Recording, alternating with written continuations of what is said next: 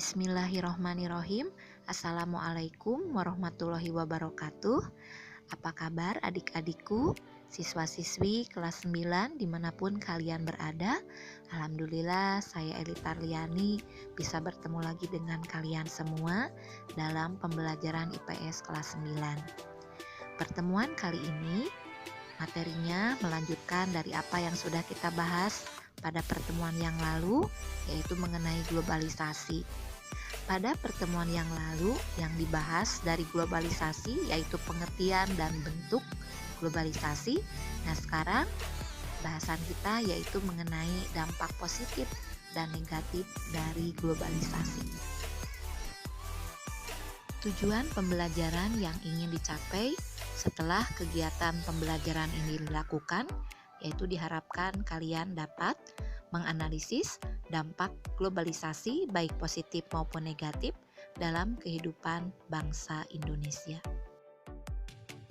Kita mulai dari dampak positif dari globalisasi.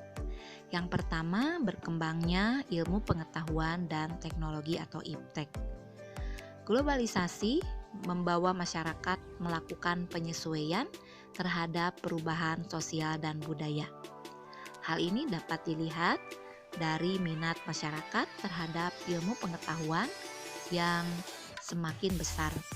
Teknologi dimanfaatkan dalam kehidupan sehari-hari dan memberi banyak keuntungan bagi masyarakat, seperti kemudahan dalam melakukan berbagai kegiatan. Misalnya, hasil produksinya menjadi meningkat, termasuk produksi dalam pertanian. Dampak positif yang kedua yaitu meningkatnya efektivitas dan efisiensi. Globalisasi memberi manfaat yang sangat besar bagi kehidupan manusia. Di antaranya terjadi efektivitas penggunaan tenaga, pikiran, dan waktu. Contohnya, misalnya pada gambar yang saya tunjukkan bahwa ada pemanfaatan teknologi internet dalam penjualan tiket pesawat, kereta, bis, dan transportasi lain secara online. Pembayaran tiket sekarang dilakukan dengan transfer melalui ATM atau SMS banking.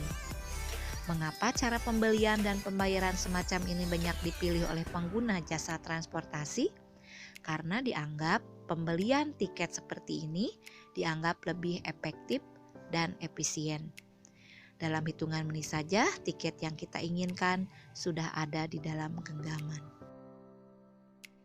Berikutnya, dampak positif yang ketiga dari globalisasi yaitu perekonomian negara dan taraf hidup masyarakat menjadi meningkat.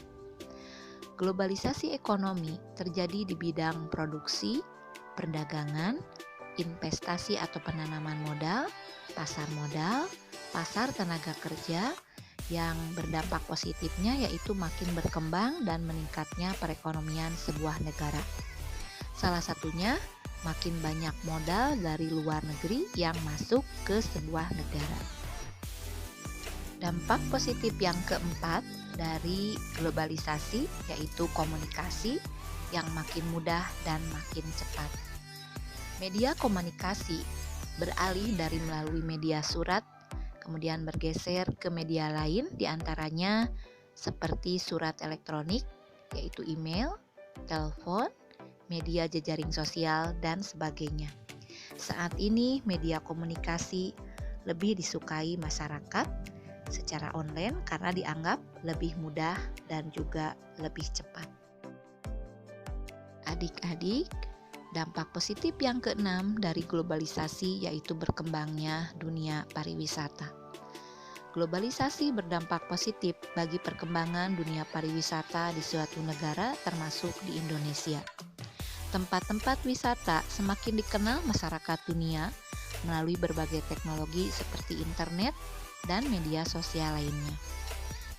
Kesenjangan jarak tidak lagi menjadi masalah. Kenapa? Karena hal ini didukung oleh kemudahan sarana transportasi. Berikutnya, dampak positif dari globalisasi yaitu perkembangan alat komunikasi dan keterbukaan informasi. Keterbukaan dan kebebasan informasi sangat penting terutama di masa globalisasi seperti sekarang ini. Informasi sekarang beredar secara global dan cepat. Berita, kejadian, atau hal-hal yang ada di belahan dunia manapun dalam hitungan menit sesudah peristiwa itu terjadi dapat kita peroleh informasinya. Informasi yang masuk dan keluar tidak bisa dibendung, dan akses informasi semakin terbuka lebar. Masyarakat bisa mendapatkan berbagai informasi dengan mudah dan cepat. Adik-adik, sekarang kita akan bahas mengenai dampak negatif globalisasi. Yang pertama adalah westernisasi. Ada dua pengertian westernisasi, yaitu suatu perbuatan yang mulai menghilangkan rasa nasionalisme dengan meniru atau melakukan aktivitas kebarat-baratan. Dan berikutnya, pengertian dari westernisasi yaitu proses peniruan budaya barat, dalam hal ini Eropa dan Amerika. Dalam westernisasi dilakukan secara langsung tanpa ada seleksi atau penyesuaian dengan budaya setempat. Unsur budaya yang paling cepat ditiru dari dunia barat umumnya budaya material atau kebendaan. Misalnya cara berpakaian, gaya dan mode rambut, pergaulan bebas, bentuk rumah, cara mengisi waktu luang, dan sebagainya. Selanjutnya, bagaimanakah westernisasi bisa terjadi? Westernisasi bisa terjadi karena ada beberapa faktor penyebab. Yang pertama, iptek berkembang, namun perkembangannya tidak dibarengi dengan penguasaannya. Yang kedua, masyarakat yang bersifat konsumtif atau boros terhadap barang-barang atau produk luar negeri. Yang ketiga, maraknya budaya barat dan akulturasi atau percampuran budaya. Yang keempat, munculnya keinginan untuk mencari kebebasan. Yang kelima, kurangnya pemahaman masyarakat untuk memilih budaya mana yang baik dan mana budaya yang buruk. Yang keenam, meniru gaya hidup kebarat-baratan yang cenderung negatif. Westernisasi bisa berdampak positif dan juga bisa berdampak negatif. Kita mulai dari dampak positif terlebih dahulu. Yang pertama, masyarakat dapat memahami dan menguasai iptek. Yang kedua, terjadinya akulturasi atau percampuran budaya sehingga masyarakat tidak mengalami kebosanan atau kejenuhan dan selalu menginginkan atau mencoba hal-hal yang baru. Yang ketiga, penggunaan bahasa asing dalam berkomunikasi dapat menambah wawasan dari masyarakat. Dan yang keempat, munculnya ide-ide baru yang membantu terhadap kemajuan iptek. Berikutnya, apa saja dampak negatif westernisasi? Yang pertama dari dampak negatif westernisasi yaitu lunturnya jiwa nasionalisme dan jati diri bangsa. Yang kedua, melunturkan semangat cinta akan bangsa dan budaya sendiri. Yang ketiga, gaya hidup konsumtif atau boros. Yang keempat, mencari segala sesuatu yang serba instan atau serba cepat. Yang kelima, budaya barat yang dikenal dengan konsep liberalisme atau kebebasan mengakibatkan munculnya berbagai penyimpangan perilaku, misalnya pornografi, porno aksi, pergaulan bebas, kenakalan remaja, dan sebagainya. Adik-adik, mari kita lanjutkan kepada dampak negatif yang kedua dari globalisasi, yaitu demoralisasi. Demoralisasi atau dekadensi moral yaitu menurunnya atau merosotnya akhlak atau moral dari seseorang. Ciri dari penurunan moral ini salah satunya ditunjukkan dari perilakunya yang bertentangan dengan nilai dan norma yang berlaku di masyarakat. Contoh dari demoralisasi atau dekadensi moral yang banyak dijumpai saat ini diantaranya pembunuhan, pencurian, korupsi, dan pergaulan bebas. Akibat selanjutnya dari demoralisasi adalah meningkatnya kriminalitas dalam masyarakat. Dampak negatif berikutnya dari globalisasi adalah kesenjangan sosial ekonomi. Kesenjangan sosial ekonomi, yaitu perbedaan yang sangat jauh atau sangat jelas antara satu kelompok dengan kelompok lain dalam bidang sosial dan ekonomi. Hal ini sangat terlihat sekali biasanya di kota besar.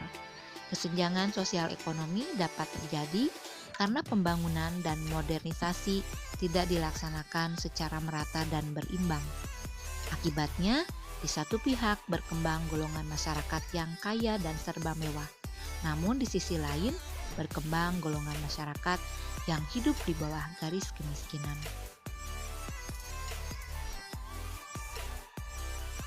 Dampak negatif dari globalisasi berikutnya adalah kriminalitas. Kriminalitas semakin merajalela. Ini adalah dampak lanjutan dari segala macam masalah sosial yang muncul di masyarakat. Media massa, baik cetak, online, ataupun media elektronik didominasi oleh berita kriminal, mulai dari pembunuhan, kemudian penculikan, perampokan, penipuan, korupsi, dan sebagainya. Kenapa kriminalitas dapat terjadi?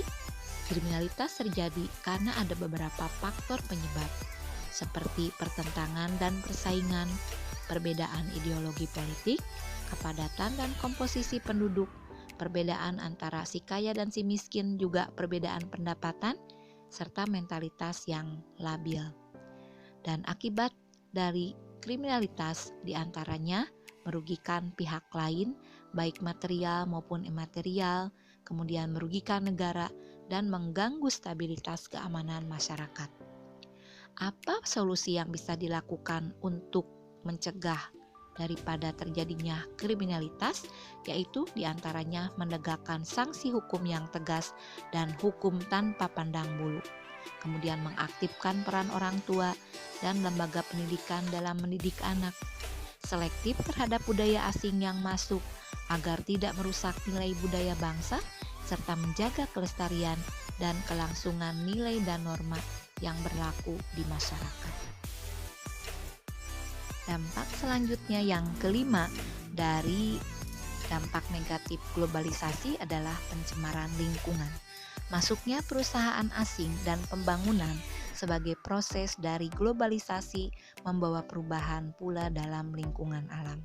Berbagai kemudahan dirasakan sebagai akibat atau dampak dari globalisasi, namun di sisi lain, globalisasi juga yang tidak dibarengi dengan analisis masalah dan dampak lingkungan atau AMDAL bisa menimbulkan malapetaka atau musibah, yaitu terjadinya pencemaran lingkungan.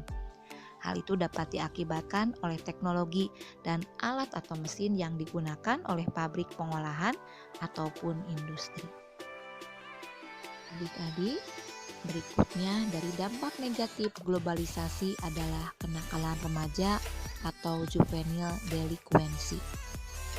Kenakalan remaja contohnya seperti tawuran, kemudian vandalisme atau mencoret-coret fasilitas umum, kebut-kebutan di jalan, kemudian juga pemakaian, pengedaran daripada narkoba dan obat-obat terlarang, kemudian tindakan tidak disiplin di sekolah,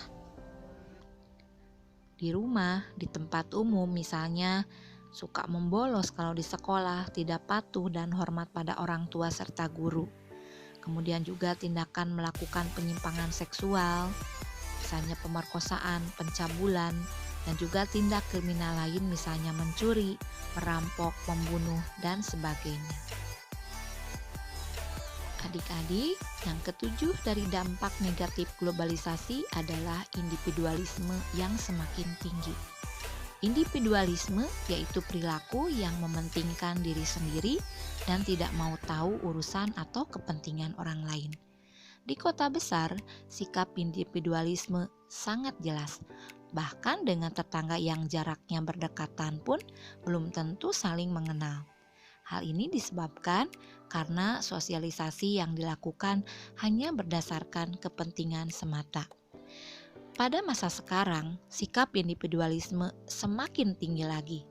Contohnya, misalnya banyaknya sikap individualisme yang berkembang di sekitar kita, yaitu dengan penggunaan HP tanpa memperhatikan keadaan di sekitarnya. pembahasan kita mengenai materi dampak positif dan negatif dari globalisasi.